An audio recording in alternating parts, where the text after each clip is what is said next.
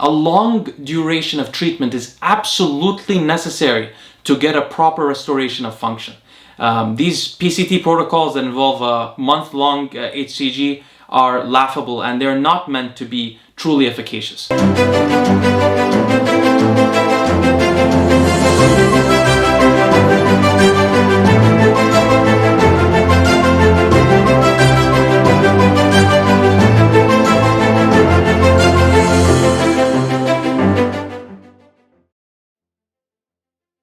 Hello friends, welcome to the second episode in a 4-episode series on how to restore testosterone and fertility after the use of anabolic androgenic steroids. This is for educational purposes only, and I am not a medical doctor. I want you to be aware that there is a more detailed blog post down below, not too detailed though, just more detailed and useful with citations that I highly recommend you guys to read in addition to this video. In this video and in the next video, we will be talking about tools that are used to repair dysfunction in the HPG axis, and to restore testosterone production in the testicles, and to restore the ability to mature and differentiate sperm cells in the testicles. Now, before I talk about the tools, I'd like to briefly review what we discussed in the last episode yesterday. What you'll remember is that the brain has two parts that are relevant to the production of testosterone and maturation and differentiation of sperm cells in the testes. That is the hypothalamus and the pituitary. The hypothalamus produces something called gonadotropin releasing hormone, which in turn signals to the pituitary to produce luteinizing hormone and follicle stimulating hormone, that is LH and FSH. LH signals to the Leydig cells in the testes to produce testosterone in the testes. Thereby, LH increases testosterone in the testes and begins the cycle of spermatogenesis. FSH, on the other hand, signals to the Sertoli cells in the testes to mature and differentiate these new sperm cells being created. Now, the tools that are used in this episode directly relate to simulating the effects of LH and FSH in the body. What that means is, instead of going into the brain to try to repair the production from the pituitary, we're stimulating the biological functions of LH and FSH in the body such that the testes can respond to those signals. So specifically, the first tool that we'll talk about is human chorionic gonadotropin, that is HCG.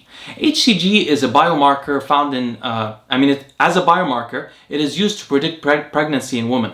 It's found in the urine of pregnant women, and originally as a pharmaceutical tool, it was developed from the urine of pregnant females. Later, recombinant versions were created that thankfully show equal efficaciousness as the natural derived product.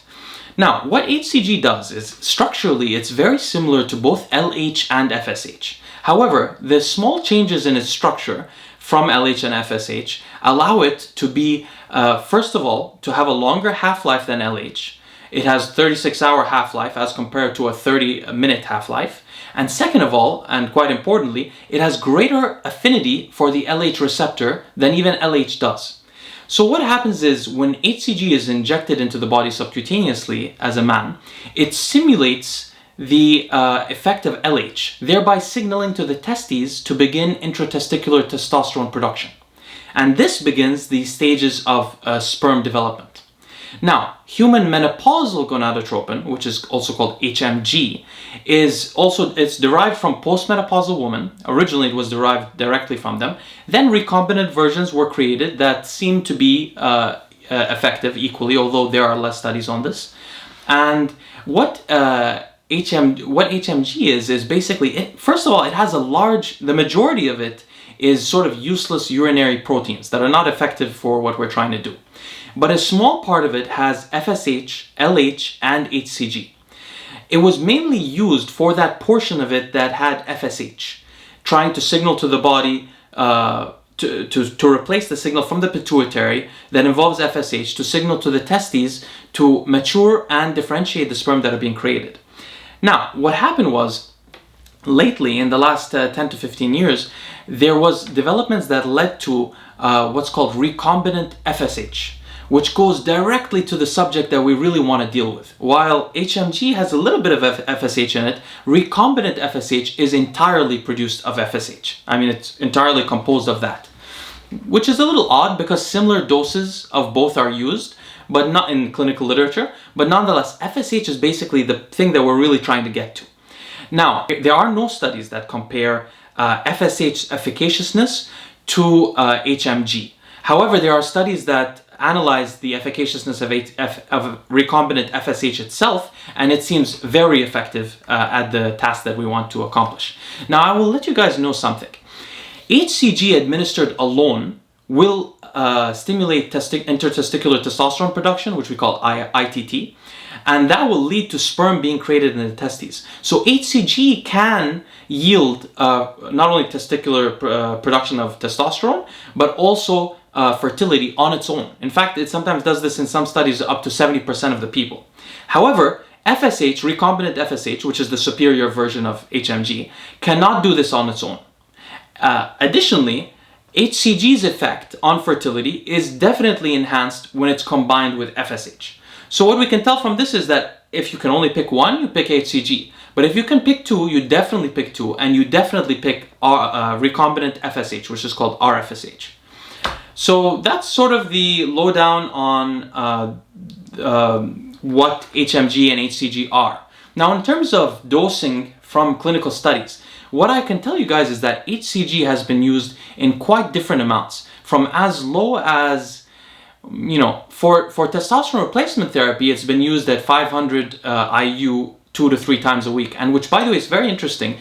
For testosterone replacement therapy, it's shown that this dose can maintain all the health parameters of semen. However, I really speculate that this would not be true if somebody was using stronger androgens or higher doses of androgens.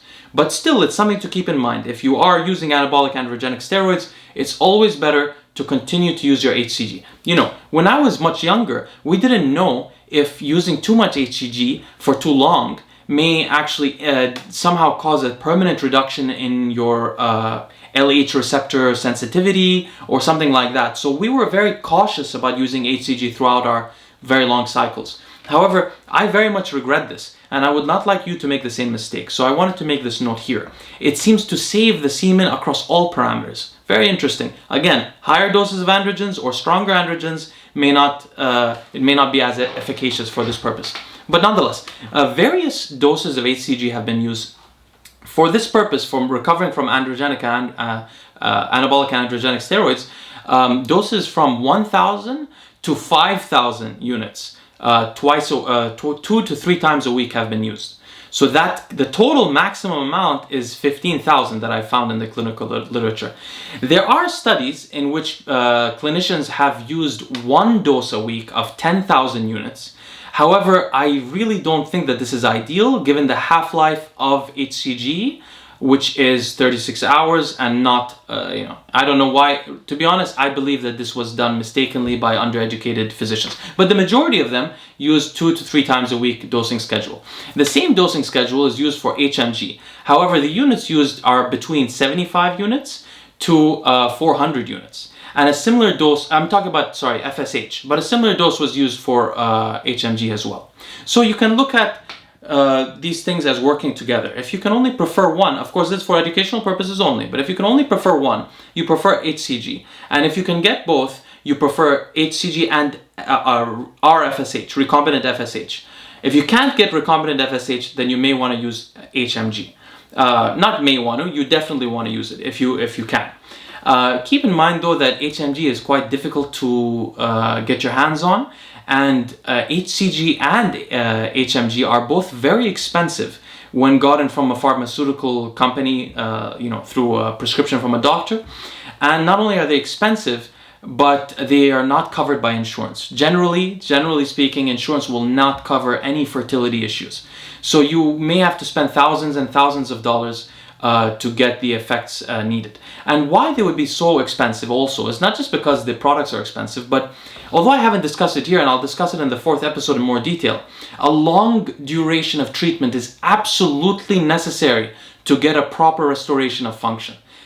These PCT protocols that involve a month-long HCG are laughable, and they're not meant to be truly efficacious. Now, what you find in the world of AAS is that most people who use AAS for a significant amount of time basically stay on AAS for the rest of their life.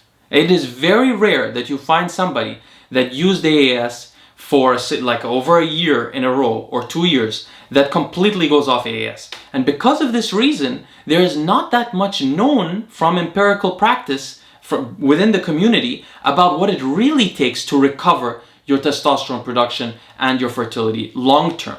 So this is why I tell you to beware of those short PCT cycles of 2 weeks to 1 month, thinking that that will really restore you. What that will do is get the gonads to start producing testosterone, which is great because in biology we have something called the use it or lose it theory, which is you need that stuff to work. The longer it doesn't work, the worse position you're going to get in. However, don't think that 1 month means that you can just stay off testosterone replacement therapy or anabolic androgenic steroids and be recovered.